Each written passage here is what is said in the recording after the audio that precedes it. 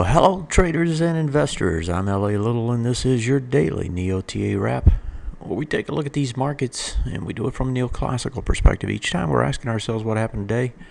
What does it tell us about the coming ones? We do the show 4 times a week, every Monday through Thursday. It's broadcast at or before 10 o'clock Eastern Time. It's archived on YouTube. It is on their channel, LA Little. If you haven't subscribed and you want to, just reach up there and hit the subscribe button. Each time content's pushed, you get a notification so you stay up to date with what's happening. If you look at what happened in the markets today in terms of the numbers, you had oil pop higher, and that was after it was down quite a bit. Inventory numbers came out. They were bloated, but it went up anyway, so I guess that kind of tells you the way traders are positioned here, in that they are extremely short, and that means you can short squeeze them. If you look at the DAX, DAX gets over the B point, so does the CAX, and so Europe trying to go higher. Gold holds the breakout, and looking very interesting on the weekly chart. We'll look at that one. And then indexes, right? The Fed comes out today, and they gave a tip of the hat to the market and just said, hey, we're watching, but they didn't really do anything. A little bit of a backpedal in terms of what they do next, but they're always quote-unquote data dependent. So I don't know that that tells us anything other than the fact that they don't know any more than you and I what the heck's going on. And so they're hedging their bets like they always do. So markets take a tumble, NDX in particular. Apple comes out after the bell last night. Apple gets hammered. And as I said in a note to the subscribers today, Apple is going to push down here and it's going to grab this bottom of this bar. That's where it's going. It's heading down there to hit that. That was the August low, right on that flash crash. Number is 92. It's not that far away. I suspect it's going to get there, and it's going to get there pronto. Will it get under it? Well, no, it's already stretched. So it's probably going to bounce off of that. But that's where it's trying to head. As far as what it did to the markets, well, it took everything with it. When Apple's down 8%, and Apple's one of the largest holdings in the NDX, the NASDAQ, the S&P, and so forth, well, everything's going to get hit, and that's exactly what happened. That's what happens when you have one dominant company or just a few dominant companies. And so the NDX down, S&P down, everything down, and where do we go from here?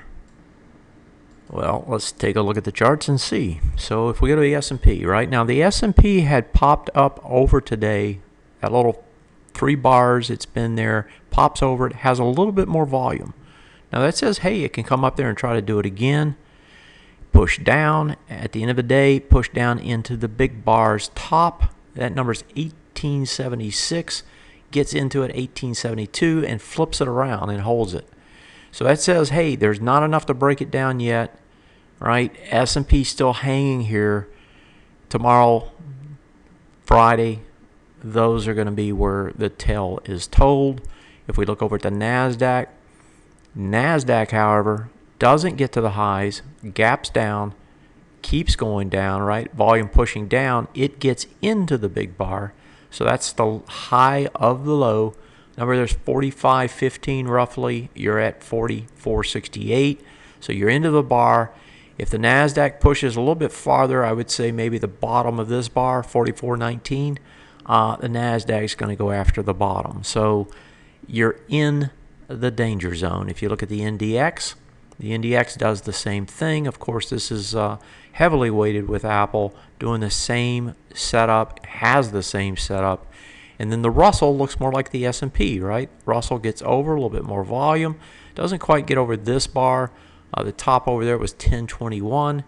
The bottom over here, the top over here was 1021.85. And it did 1021.84. Yeah, by a penny. So it gets over by a penny and has a little bit more volume. Now, the Russell ends up inside the big bar though, 1008. 1,275.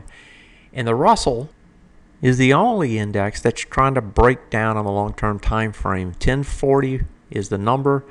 It's at 1002. That means it's got to gain 38 points, which is roughly 4%. And you got 2 days to do it. I don't think so, right? You're going to have a heck of a rally. And in this market, I don't know how you're going to get that kind of a rally. So the Russell looks like it's going to break on the long-term time frame. And that, even though it's happened once before, as a matter of fact, it's here on the chart back in August. Well, actually, it was September, not August. Or was it August? Yeah, it was August. I thought it was August. August of 2011. So you pop down under there on August 2011, and it did come back, make new highs, and run higher. Now, it was the only index that broke back then. So the question is are we in that anomaly again? In other words, are we going to see this thing flip around and head back up to new highs? Well, you're 50% higher, and you're 4 years later. That makes the odds a lot harder. And so, I don't think I would give even odds to that. I think that it's a different time, a different place, and that matters. Let's look at the overseas indexes. There's no need to look at Asia. Asia is busted, especially Hong Kong and China. So we'll go to Europe and look at the DAX. Now, the DAX actually giving us different signals.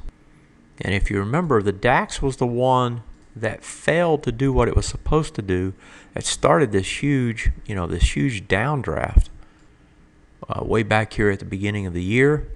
And so if we look at that, right, this move down. So if we look at it now, DAX is showing a break of the B point of an ABCD structure to take it back into this swing point low.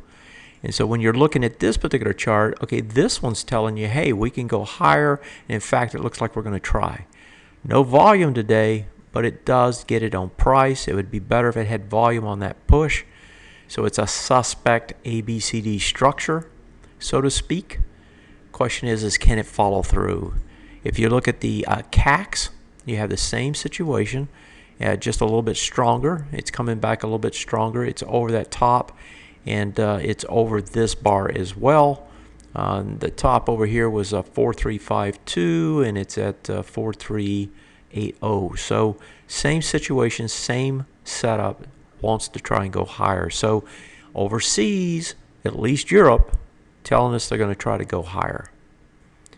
But I really wonder if that's true. And the reason I say that is because if I come over to look at the currency, we actually had the euro trade higher, not lower. Now, if the euro trades higher, that makes it pretty hard on the European markets to go higher, right? Currency devaluation is what it's all about, right? You can't have your currency going up. You got to make it worthless to get your markets to go up. In the middle of the range, so I don't put too much weight on it yet. It's coming into the big volume bar here, and of course the Draghi bar over here. So as it pushes back up, we'll see if it gets all the way up to the top. If it does, keep working that way. I suspect Europe's going to have a hard time pushing higher, even though they're over that B point. Finally, if we go to gold, let's take a look at that one. So now gold, if you remember yesterday, got the breakout. Holds the breakout and extends it today. That's exactly what you want to see in a bull market. And so you got the extension on the upside. And now the question is what is it going to do on the weekly? Now gold on the weekly has the bearish retest regen. Let me draw it in here and explain it real quick if you're not familiar with it. So essentially a bearish retest regen is a neoclassical thought, right, that says when you break a swing point low, and that L there signifies a low, when you break one and you come back up, right, when you get under it down here and you push back up the other way, and you come back within 6 bars, which this did, you're usually going to try to get to the other side of it. So you're usually going to try to get to the high of the low. That's what it's doing here, and it actually got over it this week, at least so far. Question is can it hold it by the end of the week, and that's Friday. If it does, you can look back. This is a year-long chart, 60 bars. That's what we do on neoclassical, 60 on all of them. That way all the models work the same across all time frames, like Muhammad Ali would have said, across all time, right? Hasn't happened. This hasn't happened in over a year, almost 2 years. So we haven't broken higher in almost 2 years of trying. That tells me that this is a big deal if in fact it sticks. As a matter of fact, to take it just one step farther, if you take a look at this, a little high here, and you see this swing point low there, that's where it's at. right? This is the critical point, and you got the big breakdown bar here. That's wide price spread. That whole area there is tough. We'll see tomorrow, Friday, if this thing can hold or even push higher. If it does, it has some significance, because the implication is, if you do that, right, if you get over that area, right, the implication here is that now, instead of this way, it's probably this way. And since we're on the weekly time frame, right, that says that we can get a much bigger range going, and that says a bunch of these gold stocks can start to move, and they're already starting to move. You can look at the GDX, you can see it there. You can go to individual stocks, and I pointed out about 6 of them today, and I narrowed it down to 3 that were the best, or 4 actually, that were the best ones to go after for the members, so that we could try to play this move. So if you're a member, you get that benefit, and I do encourage you, if you're interested, come over. I mean, for less than a cup of coffee, right, you can get started.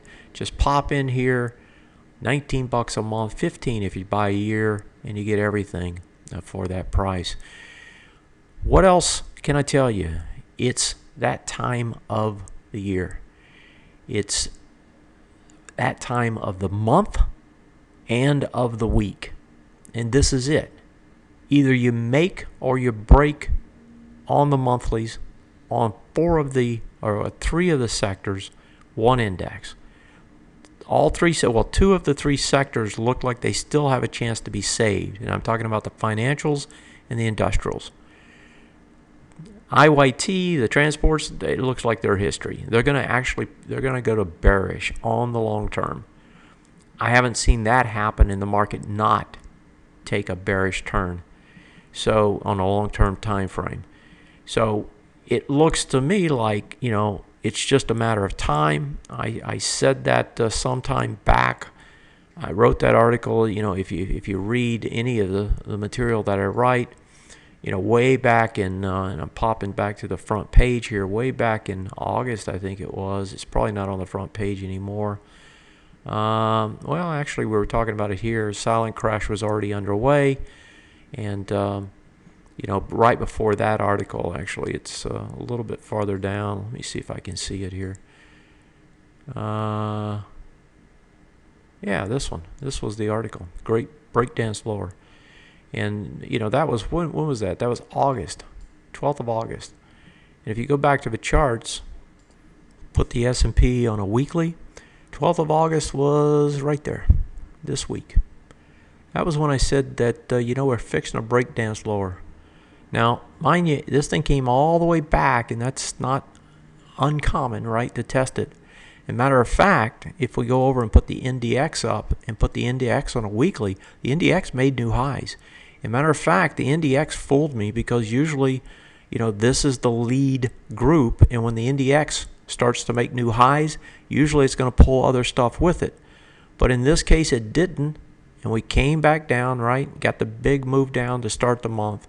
And so, on the S&P, it looks to me like we probably got the top in the long-term time frame, right? I'm pulling up the long-term here. And, it looks to me like you're rolling over. So you've had this nice long run. And before this, you had a nice long run. And now you're finally starting to roll it over, right? This is the marks, folks. You come down here and break these, there ain't nothing but air down here.